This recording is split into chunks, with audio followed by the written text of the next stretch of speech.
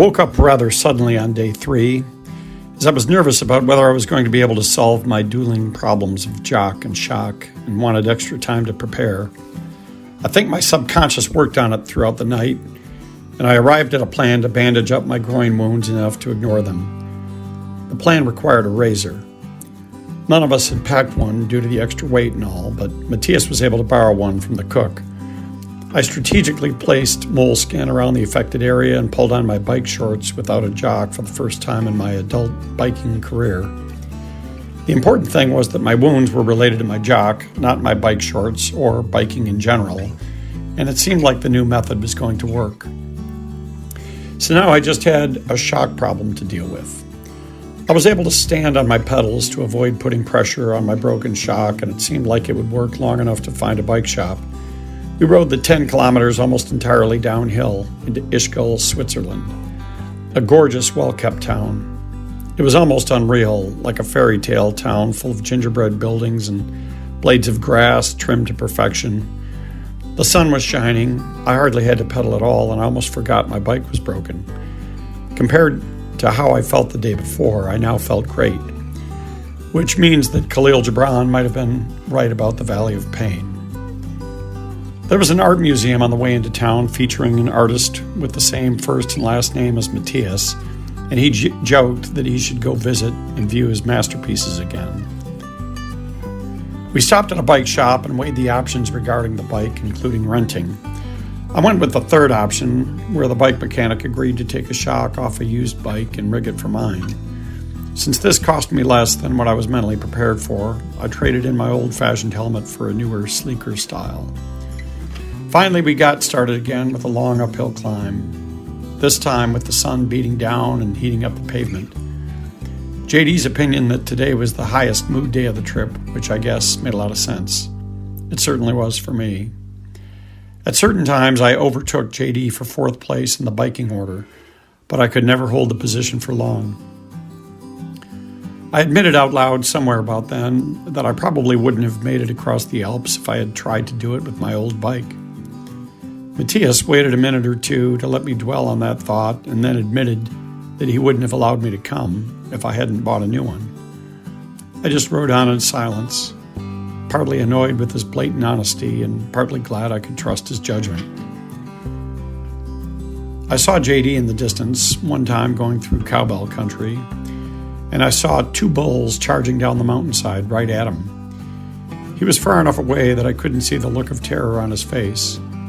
I stopped my bike anyway to get my camera for the gore shots.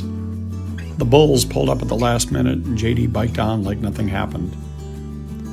Since I was already stopped, I turned around to look at the scenery and Gary behind me. It was incredible. I took a picture there with Gary against the green valley and then one in the exact opposite direction with the black silhouette of JD against a snowy white mountain. The contrast was awesome.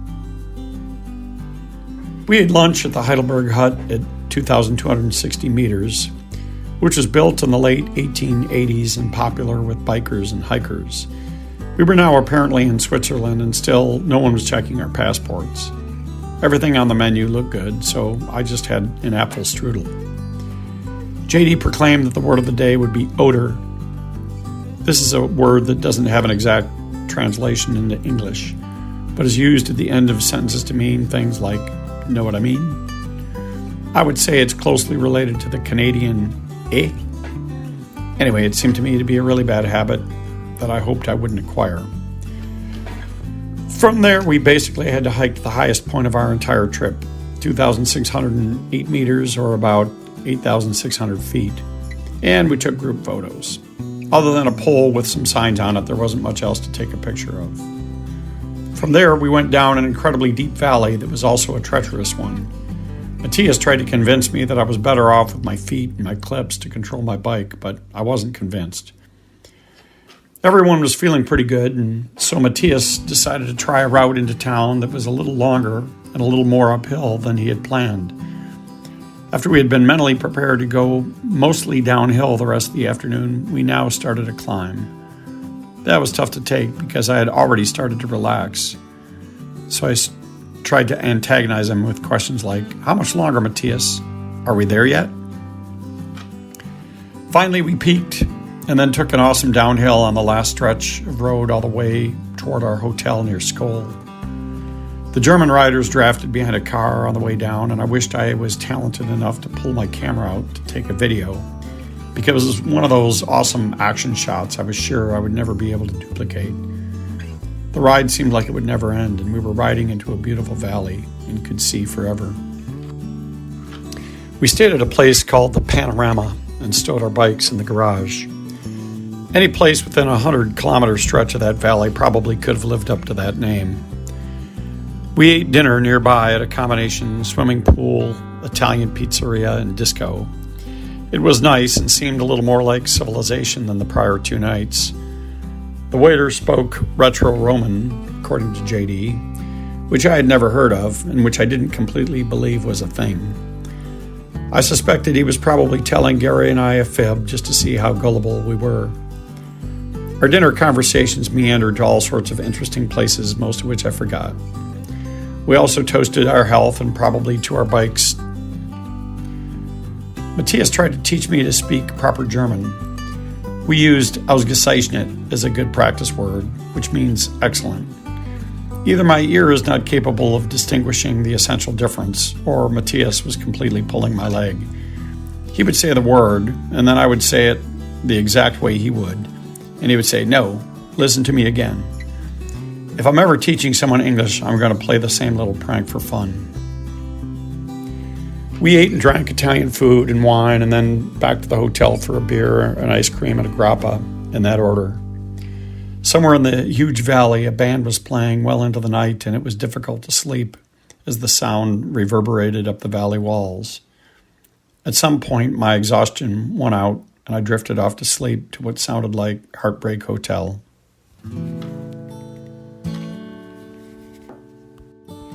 We gathered for our final breakfast. It was great, just like every other day, and pretty much the same German-type bread, yogurt, cheese, and hard-boiled eggs. The coffee was strong, but you could tell we hadn't made it to Italy yet. I was learning to eat a hard-boiled egg like a European. I asked if I embarrassed them when I pulled the entire shell off with my fingers, sprinkled salt and pepper on the egg, and popped it in my mouth. Matthias happily admitted that I was indeed an embarrassment. So I pondered that for a bit. I didn't see the essential etiquette of beating the tip of a standing egg with a tiny spoon and then carving out the inside and eating little tiny pieces one by one with the spoon. To me, the method I had been taught was entirely more functional, and I could get more salt and pepper on the surface. I find the whole European etiquette thing kind of ironic anyway, because my mom had always insisted when I was a kid that I was a barbarian unless I switched hands with my fork and knife between the cut and the eat. I wasn't sure what a barbarian was, but I had the impression I didn't want to be one. And so I obediently switched my knife and fork hands every time I had to cut some piece of food. And now, here these barbarians were, years later, eating with their fork in the wrong hand, looking down their noses at me for my egg-peeling etiquette. I was almost overconfident now, since it was the last day. We had another beautiful early morning downhill. We stopped at a fountain with a map of the trail to check out the route. Then, of course, we had to start biking uphill again. No one had found a way to level it out yet. Other than cows, we hadn't run into wild animals, birds, or insects on the entire trip. Unfortunately, a group of terrorist flies finally found us and wouldn't leave us alone. We were still going uphill, so it was tough to outrun the flies, although we certainly tried. You could tell by the heavy breathing and the beeping of the heart monitors. This was a bad spot for Jan to break his chain, but he decided to do it anyway. And thus we all suffered a little bit more while we waited anxiously for him to repair it. As bad as the flies were, I could nearly picture myself, after all that effort to get all the way uphill, going crazy from the flies and turning my bike around and screaming downhill at the top speed just to get away. Fortunately, Jan repaired his chain and the flies tired of their sport or went looking for slower victims elsewhere on the trail. We came to a little hut that sold fresh cheese to travelers like us, and we decided to indulge ourselves.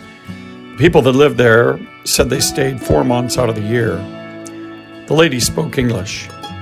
All the way up here on the mountain, with no electricity, no television, milking cows every morning, and this lady spoke English.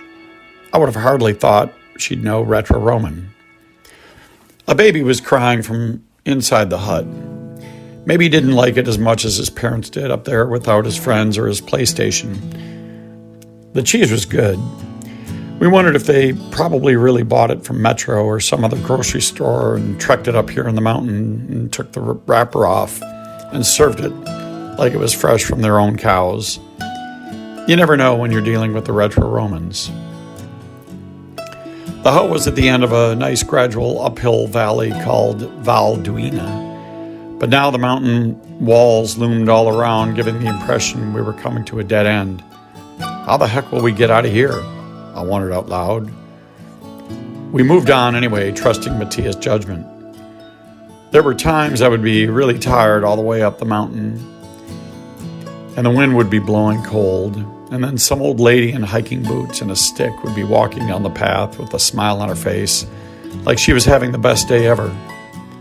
I never knew exactly how to react to that. Girl Scout, I would force a smile to my face too and keep moving on. We approached a trail that had been blasted in the cliff around the year 1910 to connect Switzerland and Italy. This was a unique part of the trail and was fun at first, since it was significantly different terrain than we'd worked with so far. Of course, it was uphill still, and the side of the cliff was right there next to me and my bike. As I hiked, I thought of the fantastic downhills through rocks and along cliffs, and how at certain moments I could be riding a fine line between absolute exhilaration and certain death. We had balanced it well so far, though, and I was hoping to keep my streak going. The path seemed to last forever, and the altitude seemed to affect me, and an image kept coming into my mind of pushing my bike off the cliff and continuing on without it. Of course, that would be hard to explain to my wife, and also would make the trip down the other side of the mountain a little less enjoyable. It was extremely windy as we made our way toward the top, since a lot of air was pushing through a fairly small opening between the mountains. We got to the top, though, and found ourselves in a fog. In a moment, we popped out onto the Alp Sursass plateau, and then to our final downhill. Partly as a result of my overconfidence and because I had not sufficiently risked my life yet, I decided to flip my bike twice on the way down the last steep hill into Italy. There were culverts cut across the road in order to redirect rainwater from washing out the trail. For some reason, I forgot to pull my front tire out of two of these culverts and suffered the consequences. There were many hikers along the path, and some watched me fall head over wheels. I couldn't tell if I was more embarrassed or more hurt. Sometimes it is tough to decide that right after an accident. Later in the day, though, after I realized I would never see those people again, the physical pain was the only thing lingering. We had been getting along great as a bike group so far, and we came the closest to a potential blowout here very near the end of our trip. We realized that we were only a few downhill kilometers from our van, and we were pulled between the competing objectives of A, make every effort to lengthen the trail we could think of, and B, stop now while we were still alive and get in the van and start toward home. Matthias was standing there with his map, trying to figure out if he could salvage his only fight-free bike trip. Not sure how we came to a consensus, but I think a couple of us took our hands off our brakes and let our wheels and gravity make the decision for us. The last race down the mountain was almost like the day before, although this time cars weren't letting us draft them. Instead, we drafted each other in the exact order of biking capability that would proven out time and again on our entire trip. Matthias in first place, then Ralph, then Jan with JD close behind and trying to beat him, then me at a non-life-threatening distance but still trying to draft, and then Gary taking his downhills at a speed that had a high chance of survival. We finally made it into Miles at a trailhead and rest area where Ralph had parked the van. We argued over whether we should take time to take a shower and then realized that the showers were closed. We piled into the van and drove on with Ralph's GPS module plotting our roughly 3-hour trip back to Oberstdorf, Germany. Knowing that we didn't have to bike anymore, my aches and pains started to let themselves be known and complain to me as we drove along. We stopped for water at a store just to make sure we were properly hydrated, and instead we took about a half hour and bought cheese, meat, bread, cookies, wine, Gatorade, and everything else we had been craving, since we no longer had to pack them onto our backpacks. I couldn't help but think that all the calories we'd worked off biking and drinking beer we might put back on before we even got home. Finally, we arrived at Oberstdorf, where we had started our trip. Matthias' parents met us for dinner there, and we shared many of the highlights of our trip. The main question on everyone's mind was whether we would do it again. Matthias was a given. Ralph wouldn't even wait a year and was planning on a Utah trip in the fall. The Swabians were also in favor and were already offering alternative bike routes. Gary just kind of laughed and looked at us with that spaghetti plate stare and said he had biked more than enough for one lifetime. As for me, I said I would, but wanted to get into better condition and improve my clothing selection and maybe buy a backup shock. We posed for our obligatory souvenir picture and then headed for home, silently reflecting on our journey. The dehydration, sore legs and arms, the scrapes, the repaired bikes, and the contrasts, hot Italian coffee and cool German beer, the slow uphill climbs and the whirlwind rides down, the scenery, cold white and gray of the Alps at high altitude and the lush green of the valleys, the pain and the pleasure. We'd made it to our destination in northern Italy, but that was just to have a target. Clearly, the journey was the thing we'll remember, and the friends we journeyed with.